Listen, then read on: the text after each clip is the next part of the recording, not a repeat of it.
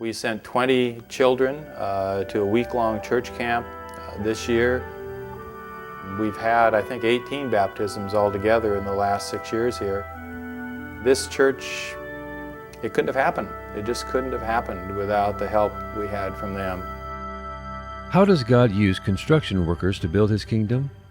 As Jim Hodges worked construction jobs while attending Dallas Bible College in the 1960s, God planted the seeds of a ministry which does exactly that. When I was up on a construction site, and it just dawned on me, it says Construction Workers Christian Fellowship. And I shared it with some of my professors and some other people and some other guys that I'd worked with, and they all got excited about it. And we decided, well, let's go for it. So Jim and Jean began their ministry. Their field was to be anywhere construction and industry existed. 5 years later, in 1970, they incorporated Construction Workers Christian Fellowship as a nonprofit organization.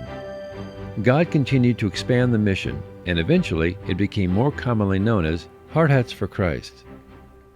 Hard Hats for Christ has 3 areas of ministry: construction assistance, fellowship, and evangelism.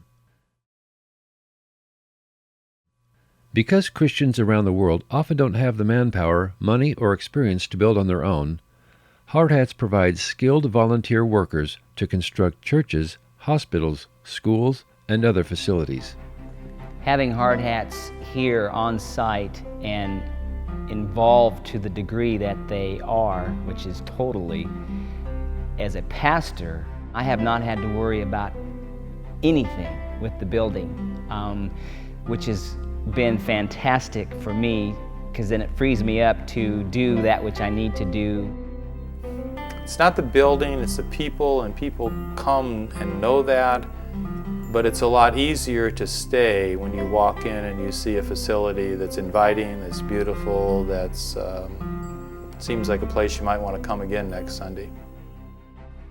Hard Hats for Christ has worked in 27 states and provinces in the United States and Canada. They have also reached 21 foreign countries, including the Dominican Republic, Colombia, Indonesia, and Germany. From their office in Longview, Washington, Hard Hats for Christ builds facilities for God's kingdom throughout the world. Breakfasts, work camps, and retreats are ways that Hard Hats has encouraged fellowship between Christian workers. Bible studies and prayer still take place at the beginning of every Hard Hats workday. I think I'll always remember the way that they longed before work or during the lunch hour to gather together to fellowship, and they were willing to take an hour and a half out of their day just to fellowship, and more importantly to have devotions and to pray with each other and to really understand what was going on in each other's lives and to encourage one another and have that as their priority, the people and their spiritual condition to be the priority over the work. And it was amazing to even to see people come to Christ through their ministry. People greatly encouraged in our church as we served alongside of them. Sharing the gospel with construction people and leading them to Christ is a key goal of the Hard Hats ministry. I came back thinking I believed in God, and I was sitting in that control room, and Jacob came up and he goes, "Well, what's your problem, you know?" I said, "What are you talking about?" He goes, "Well, where have you been? You know, what's your story?"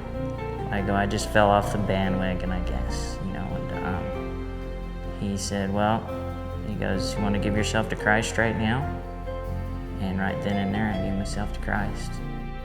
Other ways Hard Hats for Christ has witnessed to unbelievers include tracts, evangelistic meals, Bible correspondence courses, and one-on-one visits over a cup of coffee. Hard Hats for Christ is always looking for workers. If you would like to volunteer, there are several options available. Our faith-supported missionaries have teams of individuals and churches standing with them in prayer and financial support so that they can serve full-time as construction missionaries. Our volunteer construction missionaries serve 1 month to 11 months out of the year, and they also have a prayer support team standing behind them. A few of them raise enough money to help reimburse some of their travel expenses.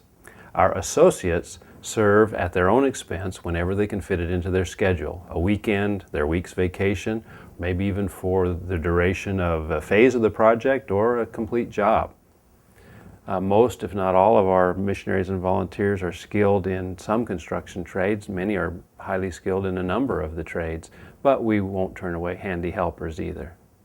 Hard hats can use people for as little or as much time as they can give. A wide spectrum of people serve. There's always lots of things for the wives to do. They can work as little or as much as they want. I myself have done anything from cooking for the crew to sewing for curtains and different things for camps and things, to painting, drywalling, mudding. Families can also participate together on projects. Retirees perform a very vital ministry, giving their time and expertise to work on projects or in vocational training on the worksite. There is a place for everyone to serve, and these volunteers make a lasting impact through the mission. Hard Hats for Christ has provided construction assistance, fellowship, and evangelism for over 40 years, and opportunities to assist others continue. Meeting this demand requires resources.